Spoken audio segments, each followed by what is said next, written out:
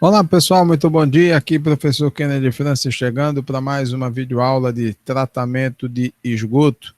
E nós estamos aqui para os alunos concluintes do curso de saneamento do 8º período. Minhas queridas e meus queridos, muito bom dia. Saúdo todos vocês, heróis e heroínas da resistência. Tá acabando, tá mais perto do que longe o fim do curso, graças a Deus, né? Então, você também que está me acompanhando no YouTube, muito obrigado pelo carinho da sua audiência. Se você chegou aqui indicado por alguém, seja muito bem-vinda, muito bem-vindo. Se não está inscrito no canal, se inscreva, clique no sininho, ative as notificações para receber todos os avisos, né, sempre que a gente for produzindo conteúdo novo aqui no canal, tá? Bom, a gente vai, de maneira muito prática, projetar a tela para vocês, para que nós possamos continuar o assunto iniciado na última aula, né? Então aqui pelo meu retorno de tela já mostra que vocês estão vendo a minha apresentação, e aí a gente já começa, lembrando sempre que o material a seguir, né, ele é uma videoaula apresentada por mim como material de estudos do Instituto Federal de Pernambuco para fins de atividades remotas nesse período de excepcionalidade sanitária em virtude da pandemia da Covid-19. Seu uso, cópia ou divulgação em parte ou no todo, por quaisquer meios existentes, somente poderá ser realizado através de autorização expressa minha e do Instituto Federal de Pernambuco. Caso contrário, estarão sujeitos às penalidades legais vigentes. E eu gosto sempre de dizer que todos aqueles que solicitarem autorização, eu terei o maior prazer de permitir o compartilhamento desse material para fins educacionais, tá? Como a gente já adiantou, hoje a gente vai continuar o assunto iniciado na aula passada, né? Quando a gente começou a falar dos biofiltros, dos filtros biológicos, normalmente utilizados como etapa complementar, né, sucessiva de tratamento dos efluentes, né? A gente viu na aula passada aí um exemplo bem claro disso, né? Numa pequena estação de tratamento de esgoto que tinha como carro-chefe, digamos assim, né, o tratamento principal empregado, o reator anaeróbio de fluxo ascendente, e que este, Rafa, era seguido de um filtro biológico, né? Então a gente viu toda a questão de funcionamento, da presença das camadas filtrantes, né? A disposição desse efluente, né? Nesse volume útil do filtro biológico, que esse efluente vai percolando todas essas camadas pelos espaços entre essas pedrinhas, né? Esse material, né, que é o responsável pela filtragem, até o recolhimento desse efluente tratado para um decantador secundário, né? E depois desse decantador secundário, o lodo, né, proveniente desse processo, né, parte dele é recirculado, né, para o reator Rafa, para esse tratamento, né, e a maior parte dele, né, seguindo para o leito de secagem, né, para o seu a retirada, né, completa da umidade e posterior disposição final, né?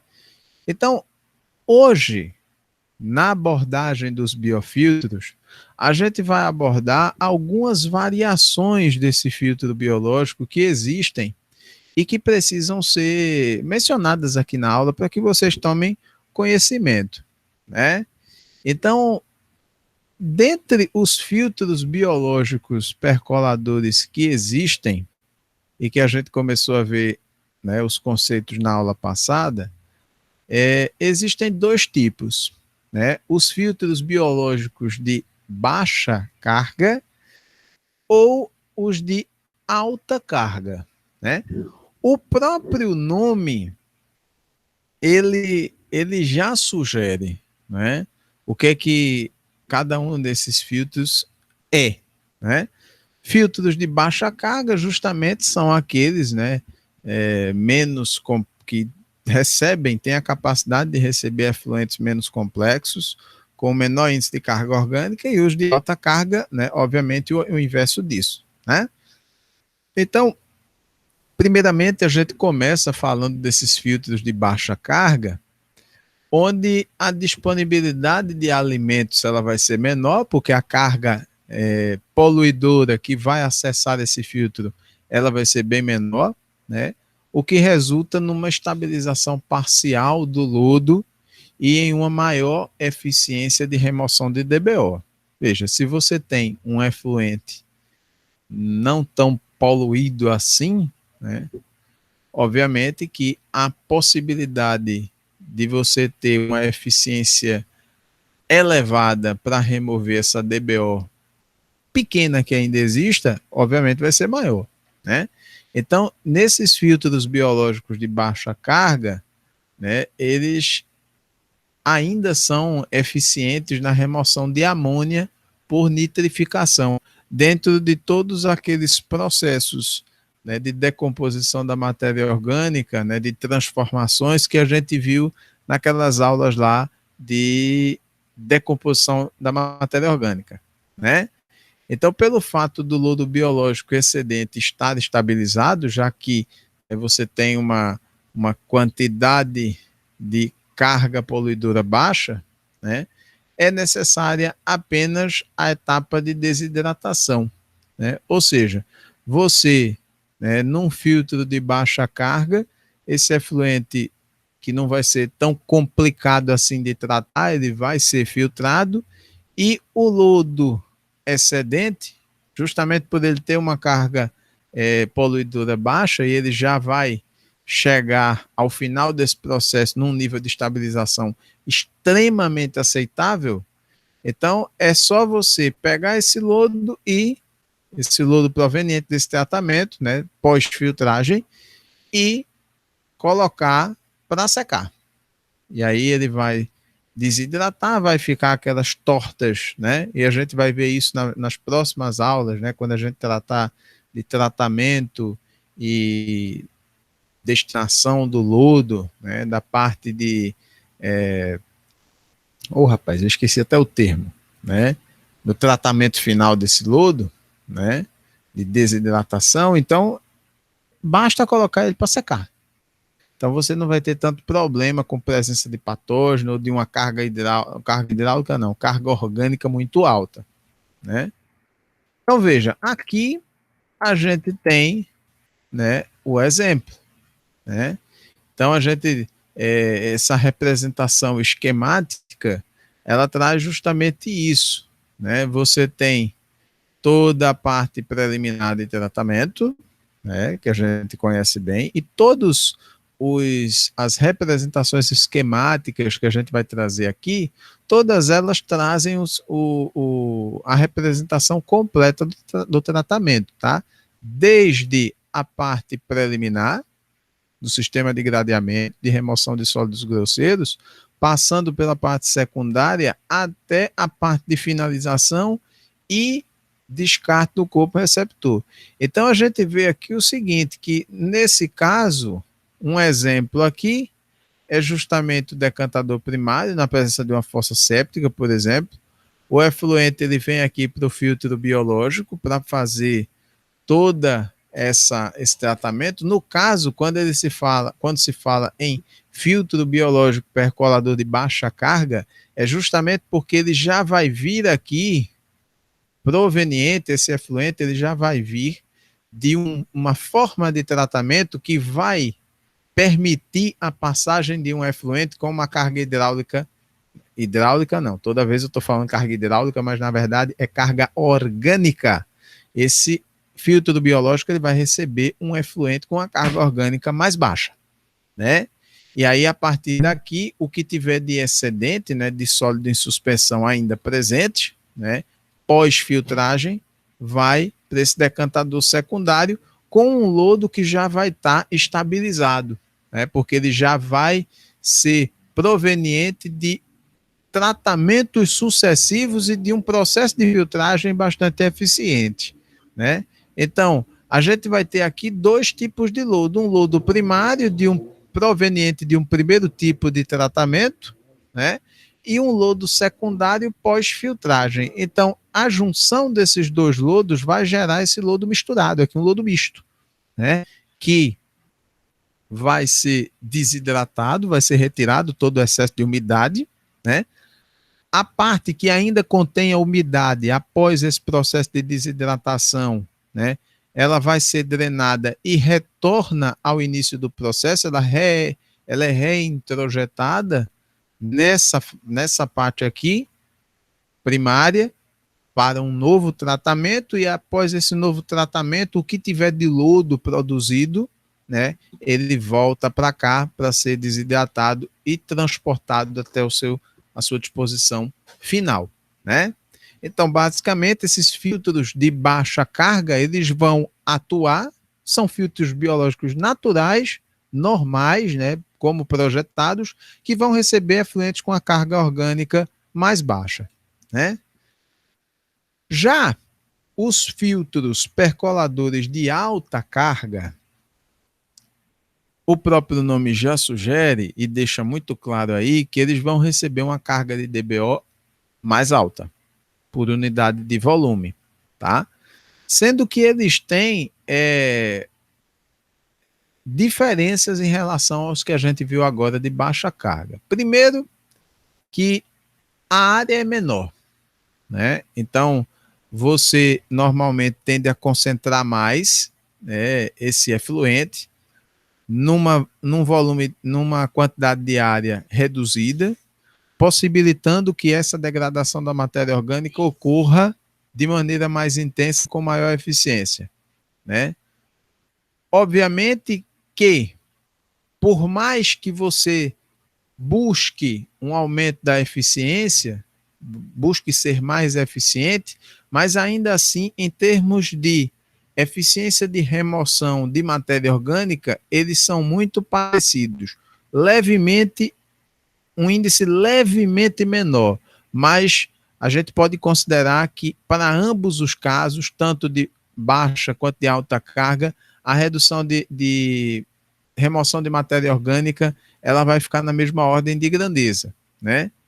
O lodo, nesse caso, ele não vai ser digerido no filtro, tá?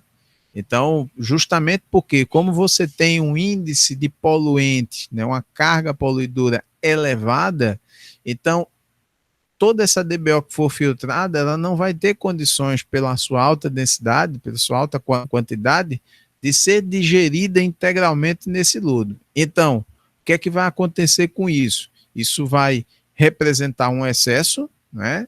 Obviamente, uma quantidade maior de lodo, que não vai ter condições de ser digerida, e aí vai necessariamente ter que ser, né, esse efluente recirculado no sistema para um novo processo de tratamento e filtragem, tá?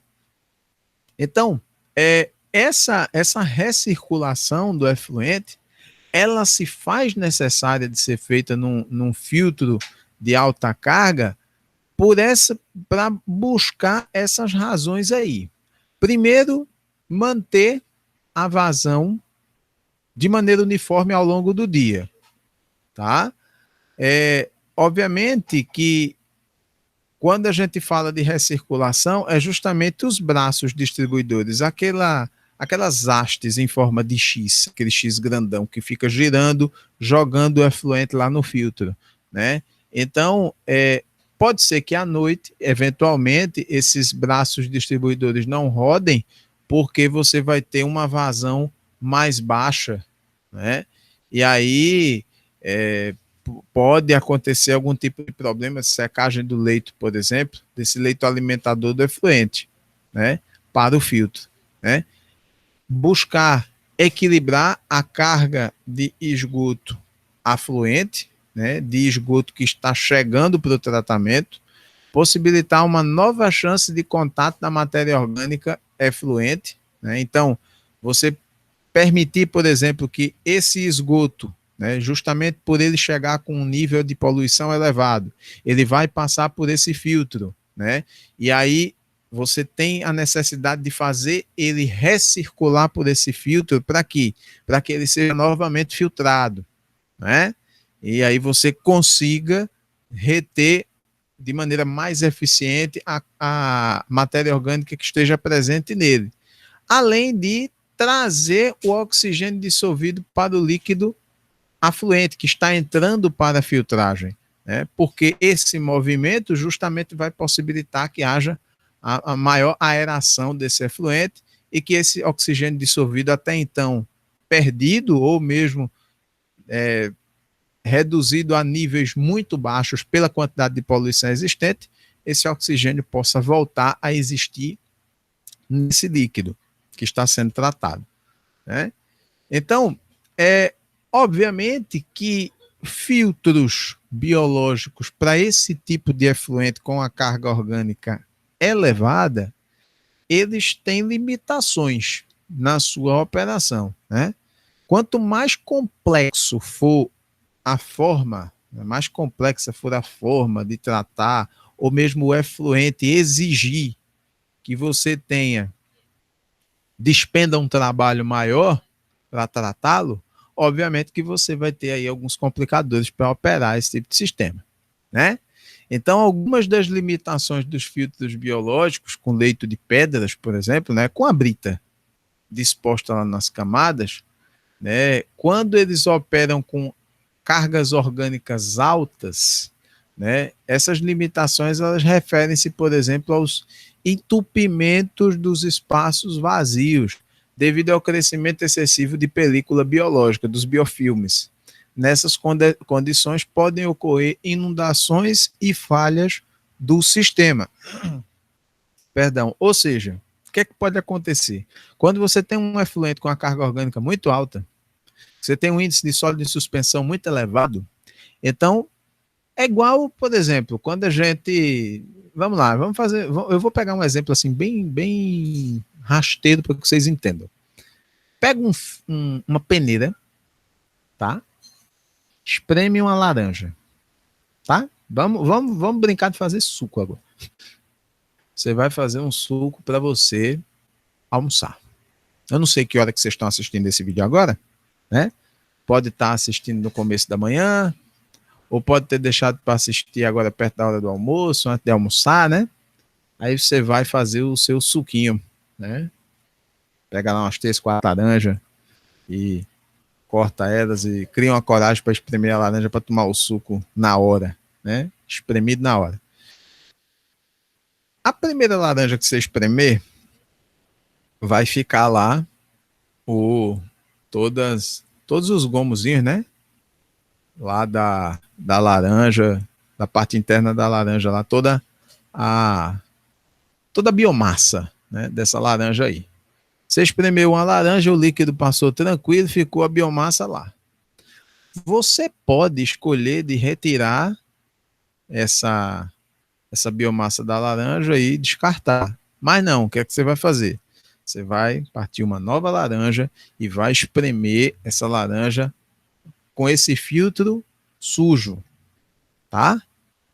Então, a tendência é que, à medida que quanto mais laranjas você for espremendo com esse filtro sem ser limpo, os espaços outrora vazios, livres, eles vão tender a ser ocupados pela matéria orgânica que você está deixando lá. E aí vai acontecer o quê? Começar a entupir. E o excesso de entupimento desses espaços vazios, pensando agora na nossa peneira, o que é que vai acontecer? Esse suco que na primeira filtragem, né, ele passava mais rápido pela peneira, agora ele vai demorar mais a passar, ele vai ficar mais represado. Logo, se você for espremendo muitas laranjas, uma seguida da outra, com esse filtro ficando cada vez, né, essa peneira ficando cada vez mais suja, o que é que vai acontecer? Ele vai deixar de ser peneira e vai passar a ser recipiente. né? Aí ele vai enchendo, enchendo, enchendo, até que pode chegar um momento que haja um limite de capacidade e haja o transbordamento, o extravasamento de suco. E aí você vai perder suco, né? Então, ninguém vai querer perder um suquinho para tomar na hora do almoço, né? Então, exatamente a mesma lógica. Então, esses filtros biológicos de alta carga, né, quando submetidos de maneira, né, constante a essas cargas elevadas para filtração, vai ter uma hora que esses espaços vazios vão ficar saturados.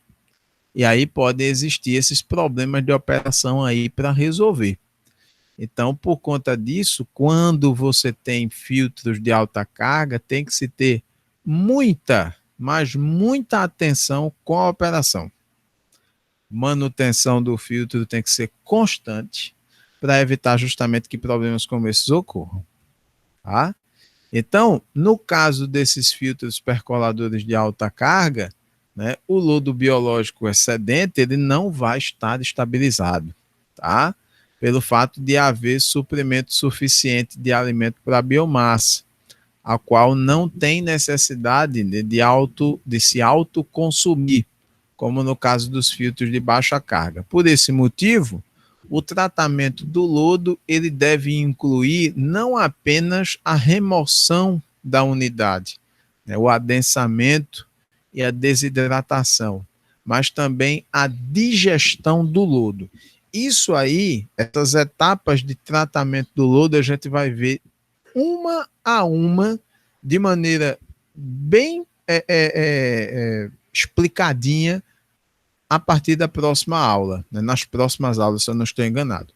Tá certo? Então a gente vai ver tudo isso, todas essas etapas, porque a gente já falou do tratamento, né, em reator, aí o tratamento anaeróbio ocorre dentro do reator, o efluente proveniente desse tratamento vem para o filtro biológico, é filtrado, o efluente que passa por essa filtragem, ele segue para um decantador secundário e, obviamente, que nesse decantador secundário, o que for mais pesado decanta. Então, o que decanta vai gerar esse lodo que segue para, normalmente, leitos de secagem.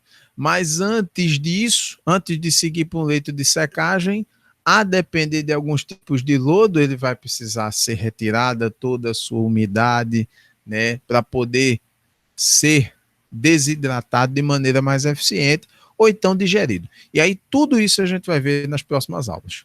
Beleza? Então, ó, aqui a gente tem um exemplo, né?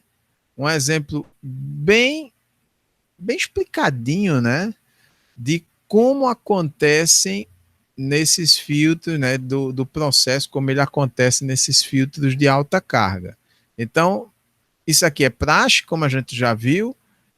O efluente ele vai decantar, né, vai para esse decantador primário, e aí pode haver algum tipo de, né, de caminhos aí a serem percorridos, né?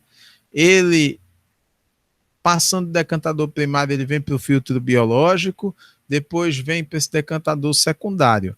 A depender do efluente, né, da forma como ele foi tratado, pode ser que ele já tenha condições de ser lançado no corpo receptor.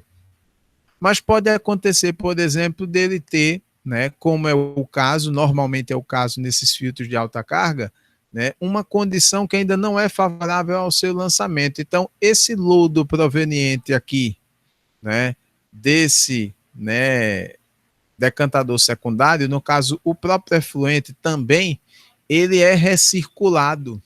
Então, ele é rebombeado para o próprio sistema, para um novo período de filtragem, para que a partir daí, né, o lodo proveniente dessa nova filtragem, ele se una ao lodo proveniente do processo de decantação primária, e aí, né, ele sofra todo esse tratamento adensado, diminuído o seu tamanho, reduzida a sua umidade, em alguns casos, né, ele vai, parte desse lodo que vai ser adensado, ele vai precisar voltar, né, ao início do processo de tratamento, né, principalmente aqui, quando diz retornar ao início do processo, é retornar aqui, a essa parte de decantação primária, né, e outra parte, a depender de como for, se você tem, por exemplo, um lodo com características complexas, de presença de matéria orgânica, aí ele vai seguir para uma digestão anaeróbia primária e seguido, a depender do caso, de digestão secundária, né? Uma vez que esse lodo ele passa por essa dupla digestão, né, reduzindo bastante o seu índice de matéria orgânica, ele vai para os processos de desidratação, né, drenagem, retirando, obviamente, né, todo o excesso de água, né, de líquido existente, né, e seguindo para o transporte e disposição final. Obviamente que o excesso de líquido retirado nesse processo de desidratação, ele retorna ao processo de tratamento, né? Porque pode acontecer, por exemplo, que esse líquido retirado aqui, né, de excesso de umidade desse lodo, ele possa ter, né, algum índice de matéria orgânica ou poluição que precise de novo tratamento. Então, por isso que a partir daqui também uma parte disso pode voltar ao processo para ser novamente tratado, né? Vejam que é um processo bem mais complexo, tem bem mais etapas a serem respeitadas e cumpridas a depender do tipo do efluente que está sendo objeto de tratamento, né? E também a gente tem outros tipos de filtros biológicos, né? Que basicamente eles têm, né, o mesmo princípio que a gente viu até então, né? Uma outra mudança. No caso aqui, a gente tem um exemplo do biofiltro aerado submerso, que ele é constituído por um tanque preenchido por um material poroso, né? Através do qual o esgoto e o ar eles fluem, não é? De maneira permanente. Então a gente tem aqui um biofiltro aerado. Quando a gente fala biofiltro aerado, é justamente, né, um biofiltro com um material de filtragem capaz de permitir a passagem desse ar e do próprio esgoto de maneira bem tranquila, né? Então, a partir daqui, ele tanto pode, né, esse efluente ser lançado no corpo receptor, atendendo todos aqueles critérios, padrões de lançamento que a gente já viu, ou, né, uma outra parte seguir para um tanque, né, de lodo, de lavagem, onde nesse tanque, né, todo o material que venha do processo, ele seja reintroduzido através do decantador primário para um novo processo de decantação e tratamento, né? E basicamente, né, o lodo gerado aqui no decantador primário, ele vai seguir o mesmo tipo de processo de tratamento de lodo que a gente viu anteriormente e que a gente vai ver de maneira mais detalhada nas próximas aulas, né? Todo o tratamento até chegar ao transporte e disposição final. E além disso, existem os biofiltros com meio granular, que realizam num reator só a remoção de compostos orgânicos solúveis e de partículas em suspensão que estejam presentes do solo. Ou seja, ele é um sistema de biofiltro mais compacto, faz tudo num canto só, né? Além de servir de meio suporte para os micro-organismos, né, presentes e que fazem a decomposição dessa matéria orgânica. Esse material em grãos, né, ele se constitui como o meio de filtragem desse efluente, né? No entanto, são necessárias lavagens periódicas para se eliminar o excesso de biomassa acumulada, reduzindo as perdas de carga hidráulica através do meio, ou seja, biofiltros com meio em grãos, né, que você vai ter aí maiores espaços, né, entre esses grãos para passagem, né, desse efluente e consequente filtração, tem que ter cuidado, né? Quanto maior o espaço, maior a condição de reter matéria orgânica.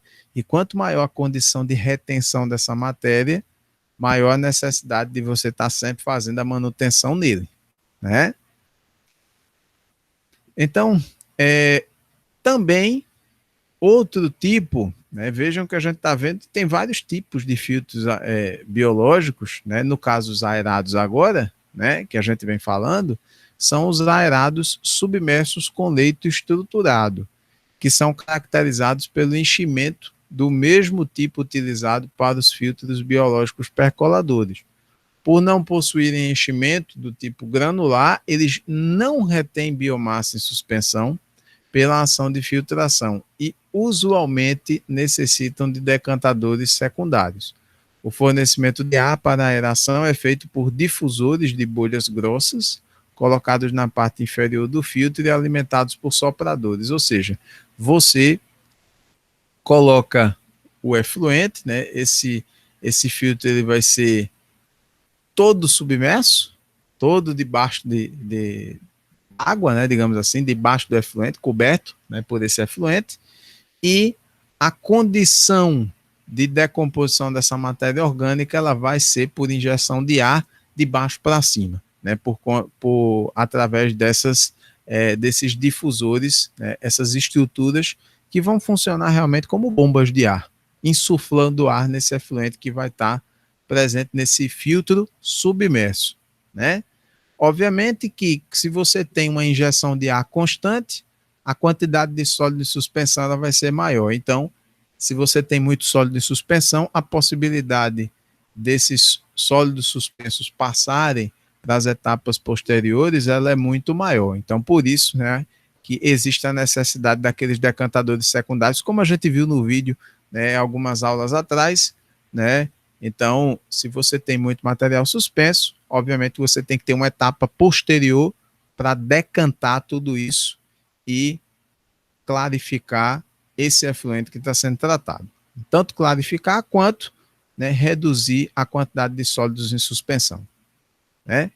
Então, veja, dessa maneira, a gente encerra a abordagem, né, deixa eu parar aqui o compartilhamento da tela, a abordagem dos filtros biológicos, né? Obviamente, se vocês, né, a gente espera que não tenham muitas dúvidas, porque a gente procurou colocar da maneira mais clara possível, mas caso existam, né, obviamente que a gente está, né, eu estou neste momento no lugar onde eu não tenho tanto acesso à internet, mas aí, né, a gente vai, sempre que possível, dando uma olhadinha e buscando atender as demandas que vocês possam ter de dúvida, tá certo? Mas eu acho que deve ter ficado aí bem claro. Essa é a forma mais simples que a gente pode fazer para abordar o assunto de filtros biológicos aqui na nossa disciplina de tratamento de esgoto, né? Bom, para as próximas aulas, né? Deixa eu até olhar aqui o meu planejamento. Para as próximas aulas, a gente já vai começar a falar do lodo, né? A gente até então falou, né, da filtragem, né, dos filtros biológicos, dos processos de reatores, e tudo isso vai gerar lodo do processo, né? E aí, a partir da próxima aula, a gente vai ver, por exemplo, como é que a gente trata e dispõe esse lodo. Como é que ocorre a desinfecção dele? Remoção de patógenos, tudinho. Então, tudo isso a gente vai começar a abordar a partir da próxima aula, tá certo? Então, a gente vai encerrando aqui a nossa aula de hoje. Se você curtiu o conteúdo ministrado aqui, chega aqui embaixo, dê o joinha. Se não está inscrito no canal, se inscreva e clique no sininho para ativar as notificações e receber sempre o chamado do YouTube a cada conteúdo que a gente for ministrando, tá certo? Tô indo embora, um abraço grande para vocês, um grande abraço e até a próxima aula. Tchau, tchau.